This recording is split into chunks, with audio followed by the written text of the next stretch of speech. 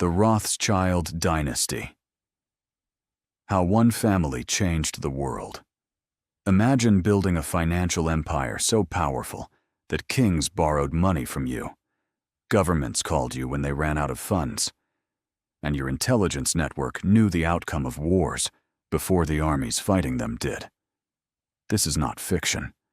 This is the documented history of one family that started with nothing inside a walled ghetto and built a 250-year financial dynasty that still exists today. This is the real story of the Rothschilds. No conspiracy theories, no myths, just one of the most extraordinary business stories ever told, and 3 wealth lessons that explain exactly how they did it. Stay with me, because the strategy Mayer Amschel Rothschild used with nothing is the same strategy the most successful investors in the world still use today. The ghetto, Frankfurt, Germany. 1744.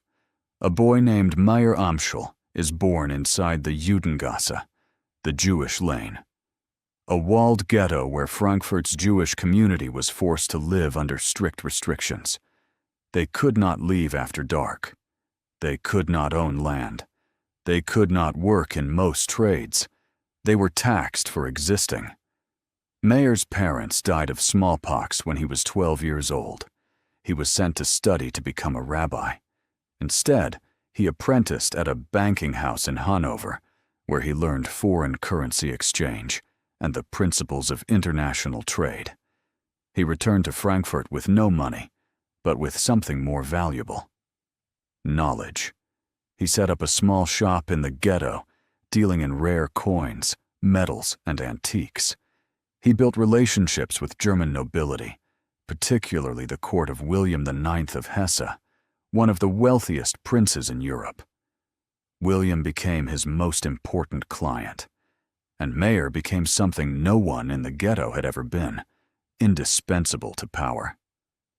By the 1780s, Mayer Amschel Rothschild had become the financial agent for the court of Hesse. He was managing large sums of money for one of Europe's most powerful rulers. From inside a walled ghetto, he had made himself essential to the people who controlled the world outside it. The 5 sons. Now came the masterstroke. Mayer had 5 sons: Amschel, Salomon, Nathan, Kalman, and Jakob, and he sent each one to a different major European city. Amschel stayed in Frankfurt. Salomon went to Vienna. Nathan went to London. Kalman went to Naples. Jakob went to Paris. For the first time in history, a single family controlled banking houses in 5 of the most powerful capitals in Europe simultaneously. They could move money across borders faster than anyone. They shared intelligence that no single bank could access. They were a network when everyone else was operating alone. Nathan in London became the most powerful of the 5. He began trading government bonds, financing Britain's wars against Napoleon. He built the London operations into the most influential financial institution in Europe. And then came the moment that changed everything. June 1815. The Battle of Waterloo. Napoleon versus the Duke of Wellington. The entire financial future of Europe hanging on the outcome of one battle. Government bonds would either soar or collapse depending on who won. A Rothschild agent was present at Waterloo. When Wellington defeated Napoleon, the agent rode to the coast, crossed the channel through a storm that grounded every other vessel, and delivered the news to Nathan Rothschild in London, a full day before any official government communication arrived. Nathan went to the London Stock Exchange. He began selling British government bonds, the securities that would rise sharply if Britain had won.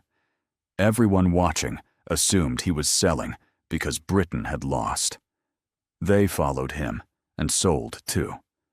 Bond prices collapsed. Then, when prices had fallen as far as they would go, Nathan bought everything at the lowest possible price. When the official news of Wellington's victory arrived the next day, bond prices exploded. Nathan Rothschild had just made one of the greatest trades in financial history, and the Rothschild family was now the most powerful banking dynasty on Earth. The empire. What they built in the decades that followed was without precedent. Before central banks existed, governments came to the Rothschilds when they needed money. Britain borrowed from them. France borrowed from them. Austria borrowed from them. Prussia borrowed from them. In the 1870s, the Rothschilds loaned money to the French government to pay war indemnities after the Franco-Prussian War. They made a massive loan to the British government that enabled Britain to become a major shareholder in the Suez Canal, one of the most strategically important pieces of infrastructure on Earth.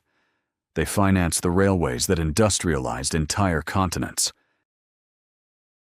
At their peak in the 19th century, the Rothschild family was estimated to control the equivalent of hundreds of billions in today's money. Some historians believe they were the wealthiest family in modern history, not just rich, structurally essential to how the world's economies functioned. They also faced extraordinary hatred. As a Jewish family of enormous power, they became the target of vicious anti-Semitic conspiracy theories, claiming they secretly controlled governments, central banks, and world events. These theories were false, but they have persisted for 200 years. Understanding the real Rothschild story means separating documented history from deliberate myth. The real story is remarkable enough without any myth. A family that started in a walled ghetto, built a pan-European banking network, financed the infrastructure of the modern world, and survived 2 world wars, the Holocaust, and the complete transformation of global finance. That story needs no embellishment. The decline and the survival. The 20th century was brutal for the Rothschilds.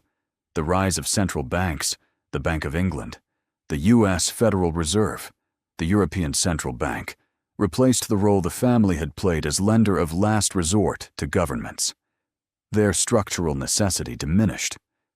The First World War divided the family across enemy nations, Rothschilds in Britain financing the Allied side, while Rothschilds in Austria were on the other side of the same war.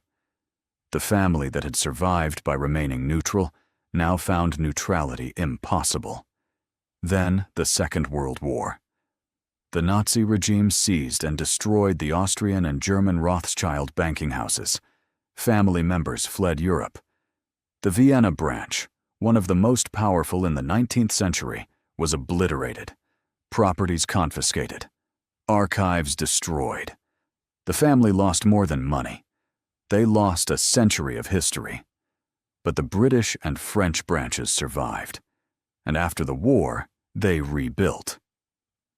Rothschild & Company today remains a globally respected investment bank, advising on some of the world's largest mergers, acquisitions, and government debt transactions.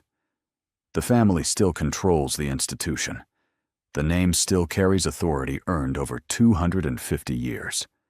Today, Rothschild & Co. reported annual revenues of 1.87 billion euros, as recently as 2019. The dynasty endures. The money lessons. Here is what the Rothschild story means for your money. Because inside 250 years of financial history are 3 lessons that every investor and entrepreneur needs to understand. Lesson 1. Network is the most compoundable asset you will ever build. Mayer Amschel Rothschild started with coins and ended with a continental banking empire, not because he had more money than everyone else, but because he had more relationships. He made himself indispensable to power. He built a family network that operated across 5 countries simultaneously. The information and opportunity that flowed through that network was worth more than any single investment. Who you know and who trusts you compounds just like money does, and it compounds faster. Lesson 2. Information advantage is the real source of wealth. The Waterloo trade was not luck. It was the product of a deliberate intelligence system. Agents, carrier pigeons, fast riders, built specifically to receive critical information before anyone else. Nathan did not win because he was smarter than every other trader on the London Stock Exchange. He won because he knew something they did not, before they knew it. In investing, the greatest edge is almost never analysis of public information. It is access to information that is not yet public. Building systems that give you earlier and better information than your competitors is the highest ROI investment any business can make. Lesson 3. Diversification across geographies, currencies, and political systems is the only real protection against catastrophe. The Rothschilds survived 2 world wars because no single government, no single currencies, and no single political system could destroy all 5 branches simultaneously. When Austria fell, Britain survived. When France was occupied, London continued. Most people put all their financial eggs in one country, one currency, and one system, and call themselves diversified because they own different stocks. True diversification is what kept the Rothschild dynasty alive through every catastrophe the world threw at it for 250 years. 1 boy, 1 ghetto, 5 sons, 5 countries. The most powerful banking dynasty in history, built not on inherited wealth, but on information, relationships, and a strategy so elegant it still works today. The Rothschilds did not have privilege when they started. They had persecution. The ghetto walls were not a disadvantage they overcame. They were the conditions inside which they invented an entirely new way of doing business. And 250 years later, the family and the institution they built are still standing. On this channel every week, we go deep inside the world's most powerful dynasties and financial empires and pull out the lessons hiding inside every story. Subscribe now. The knowledge here compounds just like interest does. And comment below. Do you think any family today has the kind of power the Rothschilds had in the 19th century? And who do you think the modern equivalent is?